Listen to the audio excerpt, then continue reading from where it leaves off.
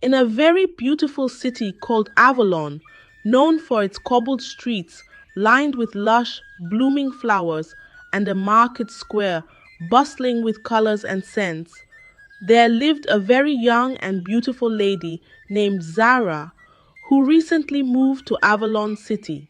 She rented a charming apartment with a balcony overlooking the tranquil Avon River, which became her favorite place to sit and sip her morning tea. Zara was admired by many bachelors who wanted to marry her, but strangely, Zara had no interest in bachelors, no matter how rich they may be. She was only interested in happily married rich men, and she prided herself on the number of homes she had broken. Zara had no remorse, and whenever the wives of the men she slept with approached her, Zara would bluntly rebuke and ridicule them. "Don't talk to me," she would say, her voice cold and dismissive. "Walk on your body, no man wants an ugly thing for a wife." Her words cut deep, often spoken in crowded places like the bustling market or the local cafe, making the wives' humiliation public and unbearable. Some of the women would go on their knees, pleading with Zara to stay away from their husbands for the peace of their home. But Zara would ridicule them, often laughing cruelly, and leave them in pain. Zara took pride in breaking happy homes and destroying happy families. In less than 6 months after Zara moved to Avalon City, she became well known by everyone as a homebreaker. The whispers about her could be heard in the market, during evening gatherings at the central square, and even at church services where concerned wives prayed for protection. However, it didn't stop other married men from falling into her trap. She was very beautiful and seductive. No man could resist her touch. Every married woman in Avalon City was scared for their marriages because they did everything they could to ensure their husbands did not fall into Zara's grip. She was equally a very good cook. Her meals were rumored to be irresistibly delicious, and she knew how to create an atmosphere of intimacy that drew men in. Her small but lavishly decorated apartment, always smelling of exotic spices and scented candles, became a haven for those who were lured into her web.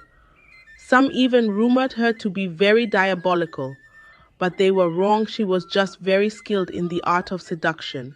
One day, as Zara was on her way to the market, she admired the quaint streets of Avalon, with their colorful storefronts and vendors who greeted her with polite smiles, though most whispered about her the moment she passed. On her way, she saw a very expensive SUV for the first time since she arrived in Avalon City. The car parked a few meters from her in front of a supermarket, and a very handsome man called Kobe alighted from the SUV with a beautiful lady called Mira, who she assumed to be his wife. Zara was mesmerized by how happy and delightful Kobe was with Mira.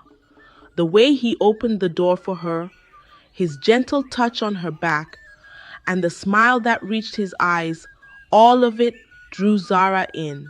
Instantly, she made up her mind to break up his home. She quickly walked into the supermarket and approached him. "Hi, I am Zara." She introduced herself to Kobe when she noticed his wife was far from him, browsing through some shelves.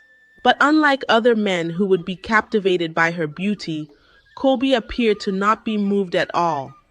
It seemed as though Kobe didn't know who she was. "How may I help you?" Kobe asked her with his straight face, his voice calm but firm. Zara relied on her beauty to captivate Kobe's heart, so she was dumbfounded when Kobe wasn't moved at all by her appearance. She watched in surprise as Kobe walked out on her when she failed to give him an answer. After she had finished buying what she wanted to buy, she coincidentally met Kobe at the cashier to pay. To her surprise once again, Kobe asked the cashier to put all her bills on him. Then he left before Zara could say thank you. When Zara got home, she couldn't stop thinking about Kobe and what she experienced with him. She felt inferior and her ego was bruised, so she decided deep within her that she would do whatever it takes to compel Kobe to fall in love with her and lure him into her bed. Perhaps when he experiences my sexual powers and cooking skills, he would come begging on his knees like a dog, Zara said to herself, her voice echoing in her empty apartment, which suddenly seemed colder and less comforting. Zara started stalking Kobe, trying to get as much information on him as she could. But Kobe was like a ghost. She was told that he recently moved into Avalon City with his wife Mira, and no one knew anything about him or his wife. However, Zara was told that Kobe was very wealthy beyond anyone's imagination, but Mira was yet to give him a child after almost a decade of marriage. Despite this, Kobe was known to be very faithful to his wife, and people claimed that it was impossible for him to cheat on his wife Mira. This revelation kicked Zara's interest in him even more. She saw him as a challenge to be conquered and became even more determined to break his home. She told herself that if she could get pregnant for Kobe, she could compel him to divorce his wife because she was barren. The next day, Zara tracked Kobe to his office. She booked an appointment as a client, but when she entered his office, Zara locked the door behind her and boldly went to sit on Kobe's lap. Ever since the day I saw you at the supermarket, I couldn't take my mind off you. I love you, Kobe. I am ready to give you my body and my heart. All I ask is that you belong to me. Kobe looked at her, his expression unreadable. But I am married, and I cannot leave my wife. It doesn't matter. I don't care if you have a wife. I'm not asking you to marry me. All I'm asking for is for you to allow me to share you with her. Zara's eyes glistened with determination as she spoke. Kobe smiled at her bold statement. If that's what you want, then there's no problem, Kobe replied and embraced Zara passionately. Afterwards, they exchanged contacts, and Zara went home feeling so happy and victorious. She felt she had finally captured Kobe's heart, but little did she know that she was the prey, and Kobe was the predator. Kobe would often take Zara to very expensive and luxurious places. He spoiled her with gifts and expensive jewelry. He funded her flamboyant and extravagant lifestyle, and she started getting addicted to an expensive lifestyle. Zara felt she had won Kobe's heart, but unlike other women who would often go to confront her, beg her, or go as far as threatening her to leave their husbands, Mira was very calm and peaceful. Oftentimes, Mira would see her husband with Zara, but she wouldn't say a word. She would simply smile, her eyes serene, and walk away. This strange personality of Mira bothered Zara deeply. She derived joy knowing she had conquered a woman's husband, but in Kobe's case, she didn't feel victorious because Mira wasn't bothered by the relationship she had with Kobe. However, Zara enjoyed the treatment which Kobe often gave her, so she ignored the red flags and continued relishing the moment with Kobe. She would flaunt her gifts and new clothes around Avalon, showing off at the market square and boasting to anyone who would listen. Zara believed that once she got pregnant for Kobe, he would leave Mira forever. But after 2 months of her relationship with Kobe, she found it very odd that Kobe refused to sleep with her, despite how seductive and tempting she was. Oftentimes, she had tried to seduce Kobe or get him drunk, but all her tactics to lure him into her bed proved abortive. This deeply bothered Zara a lot, and she started to think Kobe wasn't man enough. Until one day, Kobe informed Zara that his birthday was coming up the following week, and he wanted to celebrate it in a grand way. He invited Zara to one of his houses, one that she had never been to. On that, Kobe sent her a beautiful red gown and instructed her to wear it when she was coming for the party. Zara did as she was instructed and wore the red gown to the party, but when she got there, she was unable to recognize anyone. All the faces were new faces in Avalon City, and they all wore very expensive clothing and came in luxurious cars. The air was filled with the scent of rare perfumes, and laughter echoed through the grand hall. Zara was still puzzled when Kobe grabbed her hand and called for everyone's attention. "Ladies and gentlemen, please meet the most beautiful woman in Avalon City. She is the reason for this celebration," Kobe said. Everyone clapped massively with cheerful smiles. The introduction made Zara so happy she felt it was a birthday celebration. But unknown to her, it was the night of her doom. Kobe took Zara into one of the rooms inside the beautiful mansion. He gave her a wine which he had previously laced with a sleeping pill. Before they entered the room, unsuspecting, Zara drank the wine because she trusted Kobe, and gradually she started feeling dizzy until she fell asleep. Kobe carefully removed her gown and kept her gently on the bed. Zara was asleep, but her eyes opened slowly in intervals. While she was struggling with her consciousness, she saw Mira, Kobe's wife, walk into the room. Mira turned into a very big cobra and slept with her while Kobe stood and watched. Zara was very weak from the wine that she took, so she couldn't move her limbs. As she witnessed these things, she drifted off into a deep sleep. When she woke up the following morning, she saw Kobe lying beside her. "Good morning, my love."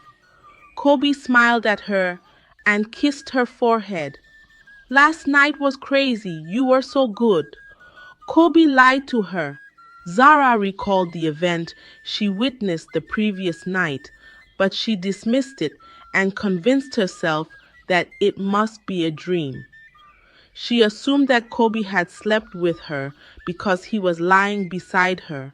Kobe dropped Zara home a few hours later and gave her a lot of money, as usual, to spoil herself with. Then he drove off. Ever since that day, Kobe stopped answering her calls or replying to her text messages. Zara was confused because she couldn't remember offending Kobe. She also noticed that all the men who admired her in the past stopped approaching her, unknown to her that Kobe and his wife Mira had stolen her womb and beauty to renew their wealth. Kobe was a ritualist, and his wife was in on it. After trying several times to reach out to Kobe without success, she decided to go to the village where she came from to see her mother. Zara's mother was a single mother. She was named Lillian. When she was just a teenager, she was forced to live with her aunt in the city. However, her aunt's husband was infatuated by her beauty and raped Lillian, which led to her pregnancy. Sadly, no one believed Lillian when she told them her aunt's husband was responsible for her pregnancy. She was evicted from her aunt's house, and she carried the baby and suffered all by herself. When she finally gave birth to her baby Zara, she was beautiful and exceptional, but Lillian still bore anger and hate in her heart towards her aunt's husband. And so she trained her daughter wrongly, corrupting her mind with evil thoughts that all happily married men were monsters. Zara grew up with this mindset, and that was why she dedicated her life to destroying happily married homes to show the world that men were all the same. After Zara met her mother, she explained all that transpired with Kobe. Her mother decided to take her to a very powerful wizard to reveal what truly happened. When they visited the wizard, he made some incantations and revealed to Zara that Kobe wasn't an ordinary man. The powerful wizard said to them, Kobe was a very poor, wretched man when he met Mira. Mira is the daughter of the river goddess. For Kobe to become rich, he made a covenant with the river goddess in order to be wealthy. The river goddess gave him 3 conditions. Kobe had to marry her daughter. He must never sleep with any woman, and every year he had to provide a young woman's womb and beauty by allowing her daughter to sleep with the young woman. Zara was shocked at what the wizard said. She suddenly realized why Mira wasn't moved by her tantrums. Zara went on her knees and pleaded with the wizard to help her. The wizard faced his deity once again and made some incantations.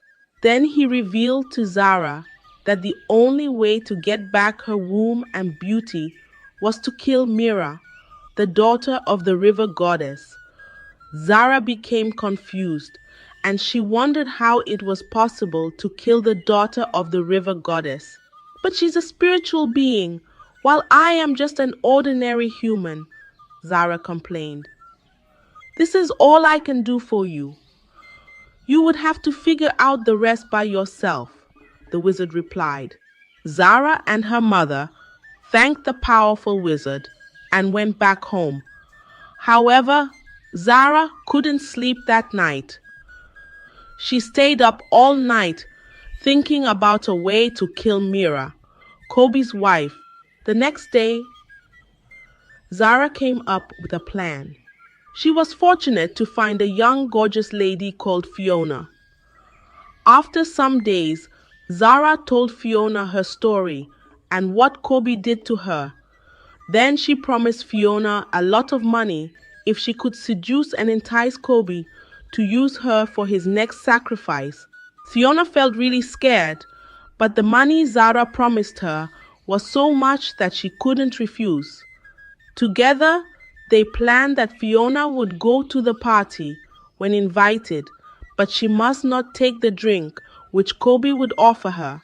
A few weeks later, Fiona relocated to Avalon City, just as planned.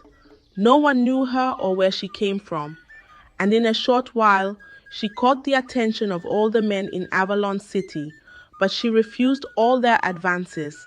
Her ultimate goal was Kobe, and it didn't take long before Kobe noticed her. She pretended to be enticed by his wealth and played along just as Zara instructed her. When it was the same time of the year, Kobe invited Fiona to his birthday party, just like he invited Zara. But Fiona knew better and also knew what to expect. She wore the gown which Kobe sent, and after he introduced her to his guests, just as he introduced Zara, he led her quietly into the same room, like a sheep to the slaughter. However, when Kobe offered her the wine, she pretended to drink it. Meanwhile, she poured it under the bed. After some minutes, she pretended to be dizzy and lay on the bed. Kobe quickly removed her clothes and placed her on the bed. Some minutes later, Mira entered the room. Kobe changed into a red robe and began chanting some incantations. Fiona lay still until Mira turned into a snake and slithered towards her on the bed. Fiona quickly jolted up and grabbed the snake by the head, giving Kobe the fright of his life. He became confused and didn't know what to do.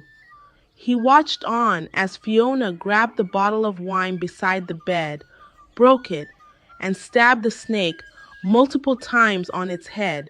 The snake let out a loud cry and started changing into Mira once again. With each stab she gave the snake, She could see Kobe experiencing a similar intense pain in a part of his body, making him unable to defend Mira. Fiona didn't stop. She continued attacking the snake as it transformed back into Mira until all that was left was Mira in a pool of blood. Fiona quickly washed herself and sneaked out of the room back into the party. It was when the house cleaner entered the room that she raised an alarm after seeing the corpses of Kobe and Mira. The other guests, who were accomplices in his crimes, scampered for their safety before the police arrived. However, when they entered the room, Mira's corpse was missing. Zara got her womb and beauty back, and the wombs of all the women he had stolen were returned to them. Zara paid Fiona as she promised and changed her ways. She went back to apologize to all the women she had caused pain to and pleaded for their forgiveness. Some years later, she got married to a very handsome and compassionate man and had beautiful children of her own. Her mother regretted the wrong things she taught her child, and she dedicated the rest of her life to making up for her past errors. This story reminds us that no matter how far we've strayed, it's never too late to change and make amends. Zara's journey from a homebreaker to a compassionate woman shows the power of redemption and the strength of forgiveness. We all have the capacity to grow and learn from our mistakes, and by doing so, we can bring healing not only to ourselves but also to those we've hurt. Remember, the choices we make today shape our future, and it's never too late to choose the right path.